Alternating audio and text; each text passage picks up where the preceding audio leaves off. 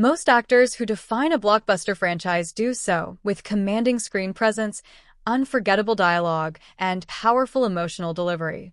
But for Alien, Ridley Scott's iconic 1979 sci-fi horror masterpiece, the face that left the biggest mark was one the audience never even saw.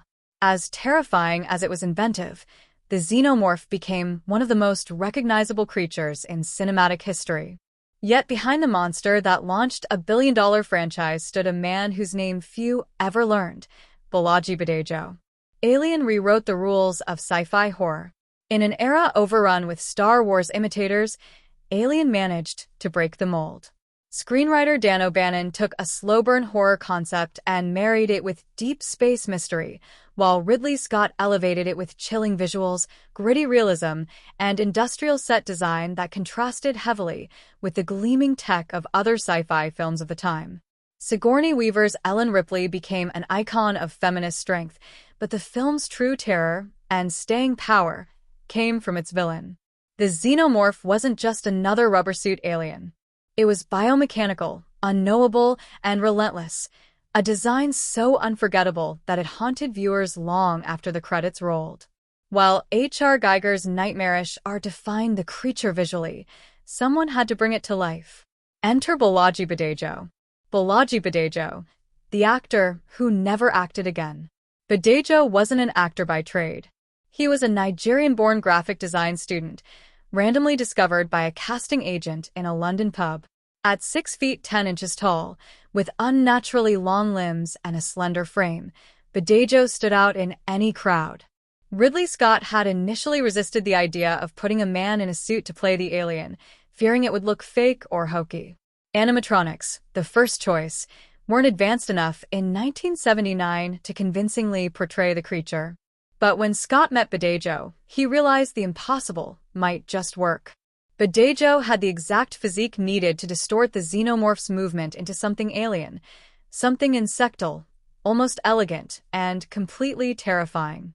With movement coaching and rehearsals, Badejo learned to contort his body and move in unsettling, unpredictable ways. His movements were so convincing that Scott minimized the alien's screen time deliberately, creating suspense while preserving the illusion. A franchise built on one silent performance.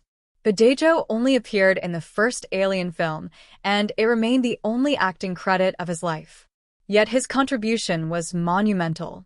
Without his ability to physically embody something truly non-human, the xenomorph might never have reached iconic status. And without that monster, Alien may have faded into obscurity like so many other late-70s genre experiments. Instead, the franchise thrived.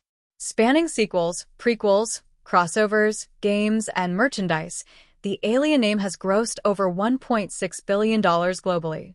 While Sigourney Weaver remains the face of the franchise, Balaji Badejo is its silent foundation.